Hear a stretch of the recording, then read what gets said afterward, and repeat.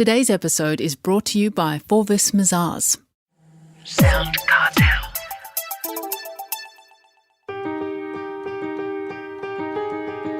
From SoundCartel, I'm Nicole Goodman, and this is Business Essentials Daily.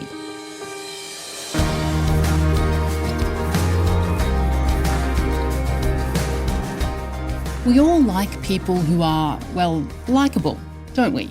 And we'd hope that our frontline staff who meet and greet our customers are also likeable. So how do you find those people when you're hiring for customer service roles? How do you know that they'll have the right stuff? Well, customer service trainer Monique Richardson says good people will be attracted to companies like yours if your business has a friendly culture. In a moment, Monique walks us through the hiring and onboarding process and what you should do if a good employee decides to leave your company. But first, she tells Chris Ashmore how important it is to get the right people for customer service roles. I've always said customer service is not for the faint-hearted. Like, it genuinely requires, attitude and mindset and commitment to show up every day and serve customers, as I did many years on the front line. And I remember once I was running a training workshop. It was a public training program. And one of the team members sat down and we started chatting at the start. She was the first person to arrive and said, "Oh, I just can't believe I'm here. Like, I hate customers. I hate dealing with them. I hate talking to them." She said, I can't stand dealing with customers. I said, "Oh, that's really interesting." I said, "What is it that you do at your company?" And she said, "I'm a receptionist." And so one of the most customer-facing roles in the organisation that didn't want to be there. Now, this is of no fault of the team member, completely wrong hiring decision. And sending her to a day of training with me was not going to change that either. So I actually suggested some other roles that didn't involve so much of that customer interaction and maybe looking at doing more work behind the scenes, which was a great conversation. So hiring the right people with the right attitude and the right mindset that have to be there, because we can train skills, we can let people know what those behaviours are, but getting the right person, first step to every service culture. Well, that leads to, how do you find those people and how do you attract them to your business? One of the best ways that we can attract people is actually by the culture that we have within the organisation. So what I find typically happens is that if the organisation has a great culture, has a great leadership and is a great place to work and be, that often too the referrals, the recommendations from friends, even just when they start looking at, social media, we've got places like Glassdoor where people can check out companies before they go there, that's one of the best ways that we can attract talent, because we can have all of the different recruitment methods and looking at different ways that we do that as well. But most importantly, it has to be a place that people look at that and go, I really want to be able to work there because this sounds like an awesome place to work. So that for me is the best way that we can attract great talent. Let's say they've interviewed or they're working with you. How do you identify that they have the skills and, importantly, the attitudes to be able to be customer-facing?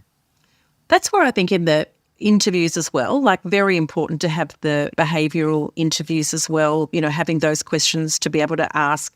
And depending on the needs of the job as well, that there's going to be some roles that are going to require different skills depending on the role. And there's often many skills when we're looking at people in service, be it communication skills, particularly too if there's more of that written role, be it through live chat or, email and so on, depending on the role.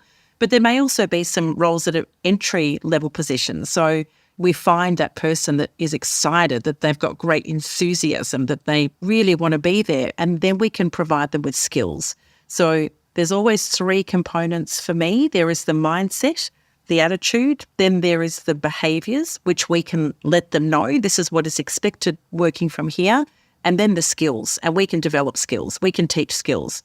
So it's just really in that initial recruitment phase, asking the right questions to be able to also find out whether or not they're a great fit, they want to be there to work for the customer, to be able to also, have a great attitude and mindset around work.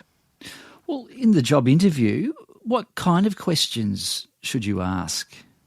Scenario-based questions are a great one to be able to ask as well. So that can be anything from tell me about a time that have you ever had a customer that was really angry or upset? How did you respond? So having those opportunities to ask questions based on scenarios, based on experience or based on examples can be great ones to ask. And, if it is more junior positions where people haven't had that experience, we can still even say, at a time when you were playing sport or a time when you were at school, and just being able to draw out questions that enable people to give examples and to be able to share scenarios of what would you do can also show great creativity and problem-solving skills, which is also really needed working in service. A lot of employers, they get the hire that they need and then they forget about them, but it's important to onboard a new hire. How do you suggest business owners do that? And this really has to be able to start from the moment once we've done the hire, we think about that whole entire onboarding experience, like from even beforehand. And that might be, the welcome telephone call before the first day. It could be a beautiful welcome gift that arrives in the mail for that team member. And then thinking about that first day experience. I've heard horror stories, Chris, of people being left in reception areas, no one there on time to meet them, all the way through to being left at a desk for 3 days alone. And I love that quote that this is not a visitor, that's an unexpected person from out of town. We know they're coming. So let's look at how we can plan their onboarding experience to be a really positive one. And also recognising for some teams that this could be a virtual onboarding experience. So we also apply those same principles because not all teams are physically going to be together. So how can we also make a great virtual one? Then we look at that first day, we look at the first week, we look at the first month, we look at the first 6 months. What's the training that they're going to need? And importantly for me, what is the customer service induction? And that starts at sitting down on that very first day, grabbing those standards and talking to the team member about their role and why it's important, how they make a difference to the customer. And these are the standards and expectations. And then really making sure that that whole onboarding experience, which really when you're looking at it, it is around 12 months, that we've got all of those stages around what training, what knowledge, what support, my check-ins as a leader to make sure that we are creating an incredible experience for them.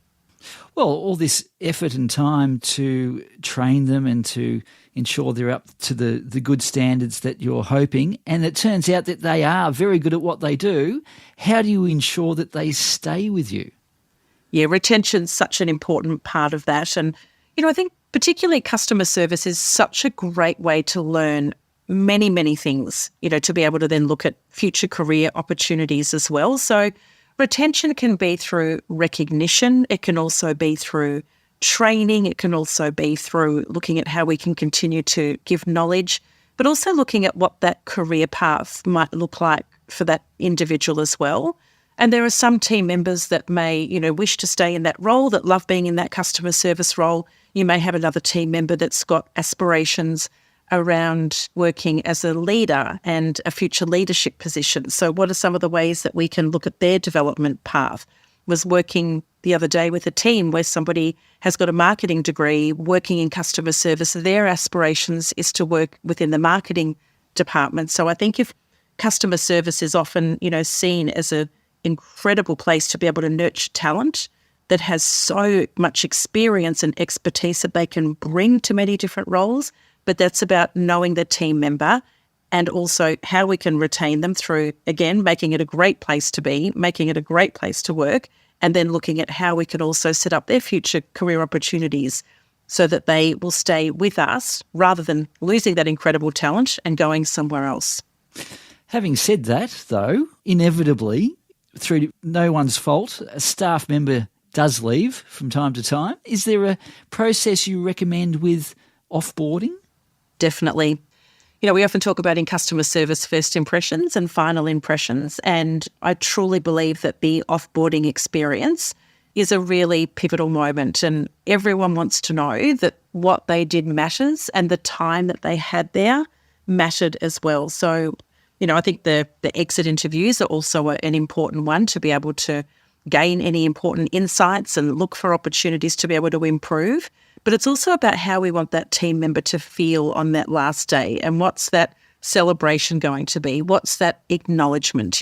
What's going to be that parting gift? How are we going to celebrate and honour the team member that contributed and brought so much to our team, so that they will always leave there with positive memories of what it's going to be like? And I've seen far too many examples of where that isn't done well and people just walk out the door. But again, they're going to be the person that will potentially refer or not refer others. Or maybe that person may come back, and if they've had a really positive experience when they leave, they're going to leave with fond memories of the organisation. And that can depend, sometimes even redundancy, that's a really, really challenging one for looking at exit. Somebody's got another exciting, important role, of course. Again, we want to be able to celebrate that. And it's also around the sensitivity of why that person is leaving, to then be able to have an appropriate farewell. That was customer service specialist Monique Richardson.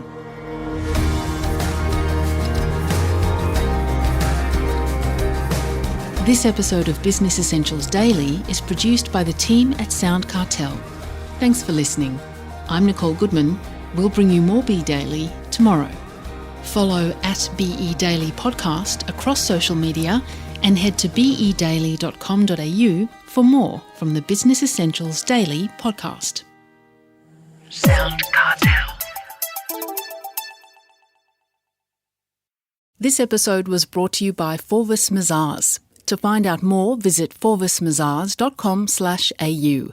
That's FORVISMAZARS.com/au.